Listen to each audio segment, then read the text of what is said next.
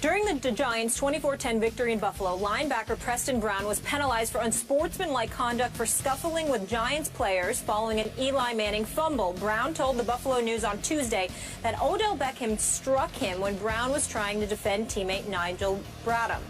Quote, "That's what he does. He'll get away with it. He's the golden boy of the league. He's on the cover of Madden. Sometimes you get away with stuff like that." The coach, Herm Edwards, is in the house. Appreciate you being here with us. Always good to see you. Welcome back.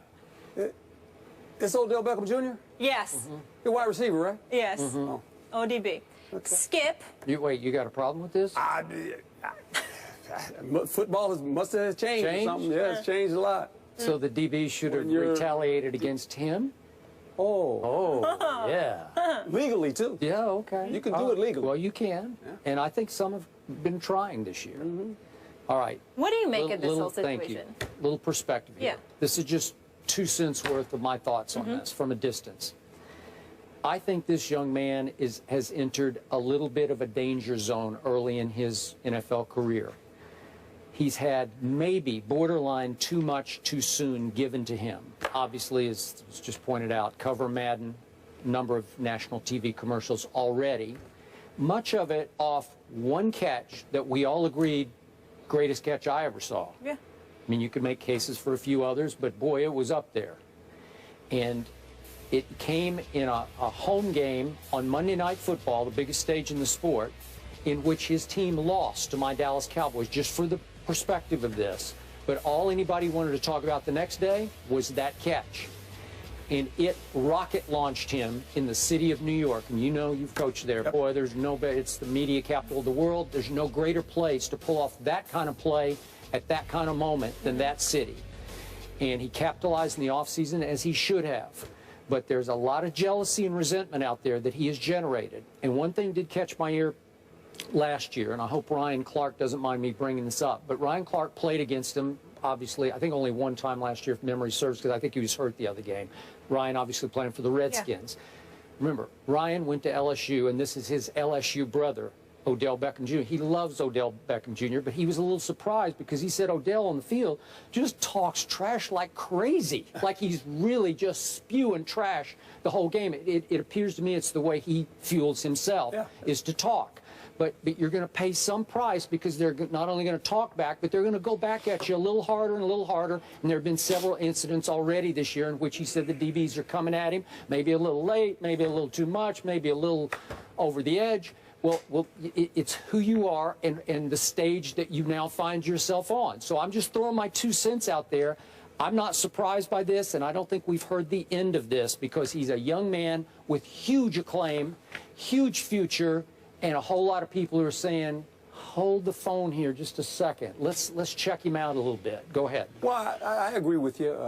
Humility is something that we have to understand we need to have, regardless of how successful you are, because there's a lot of things that go on that help you have the success. And I think he's going to learn that. He's a young player, New York, obviously, big stage, fabulous football player. Oh, yeah. Little sample size so far. Yeah. But I think as this thing continues to go, defensively, when you hear things like this, the opponent, and obviously early in the season, you had saw some things where defenses were kind of getting after him a little bit, and he was kind of chirping back, say they're holding me, they're grabbing me. So he's found a way maybe to go back at them now. So I think at the end, you realize this, when you're a defensive player, you don't play with the ball.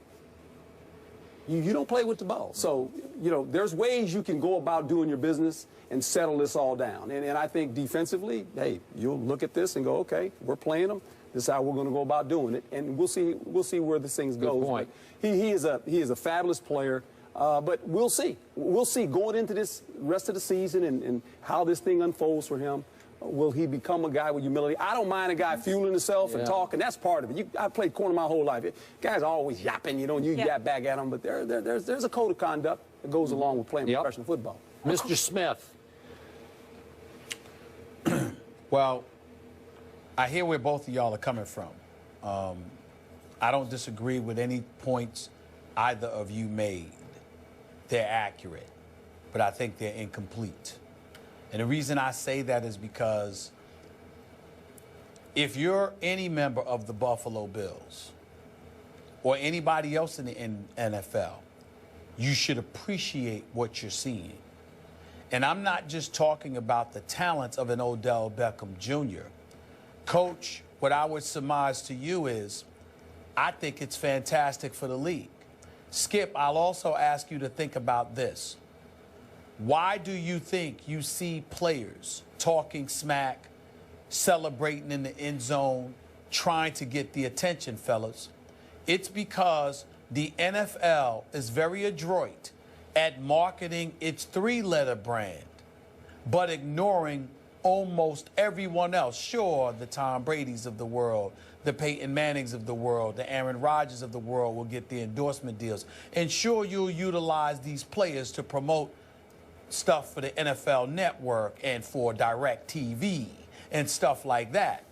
But when you see a particular player, he's young, he's brash, he's black, got a blonde hairdo for crying out loud, which ain't my style, let me be very, very clear. Nevertheless, the stuff is still flocking in his direction. And what that says to me is that we're embracing everything. Certainly, Coach is right. There is a code of conduct that should always be exercised. There is definitely decorum that should always be employed. And I don't care what you're doing in life, some sense of humility must always accompany every single thing that you do. But I do believe it's also important to recognize that we don't need to diminish the skill set that guys engage in when it comes to marketing themselves. Odell Beckham Jr. isn't just a guy who's successful because he made one spectacular catch. He's a guy that all around can flat out ball and never hesitates to remind you that he can ball. Then he goes out on the field, and for the most part, because against Buffalo he was held to just 5 catches for 38 yards and no touchdowns. But he goes out there for the most part and reminds you of his potential greatness. So what he's done is he's taken his play and he's attached a personality to it, and it might be ruffling some feathers and rubbing people the wrong way. But in the end, it's not just what he's doing that's rubbing them the wrong way. It's the fact that he's getting noticed for it and marketed because of it. And as a result, instead of hating him for it or hating on him for it, I'm talking about the Bills here, instead of hating on him about it, appreciate it, learn from it, and learn how to capitalize on it for yourself.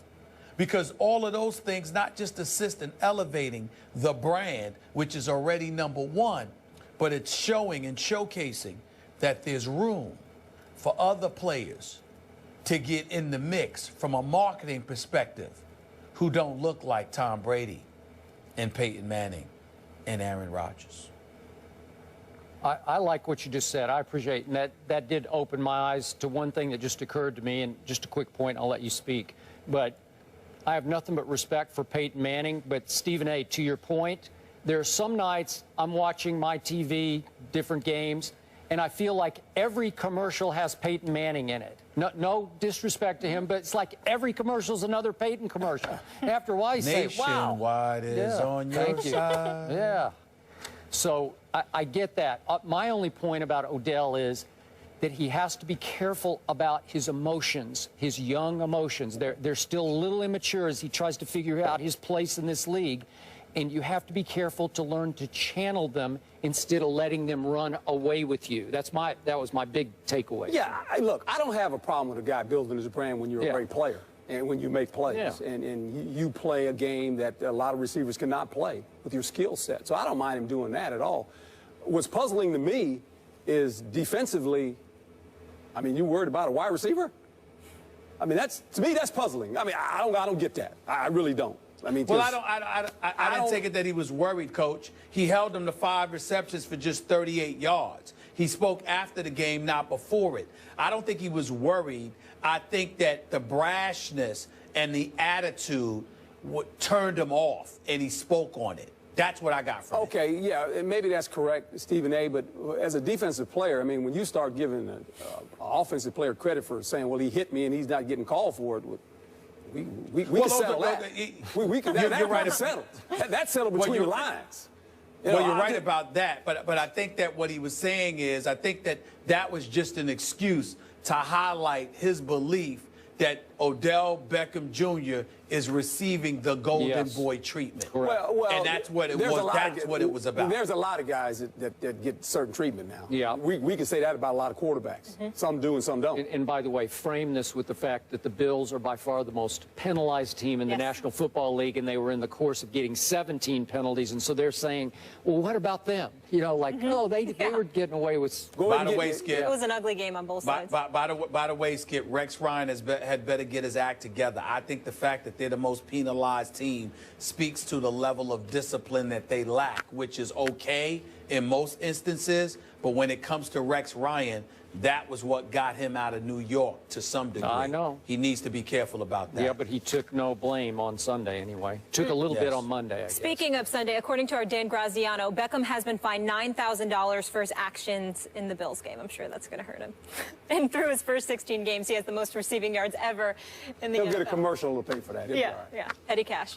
All right. In Atlanta, the Falcons are off to a perfect start to the season, but are they getting the credit they deserve? Herm is sticking around to answer that question after the break.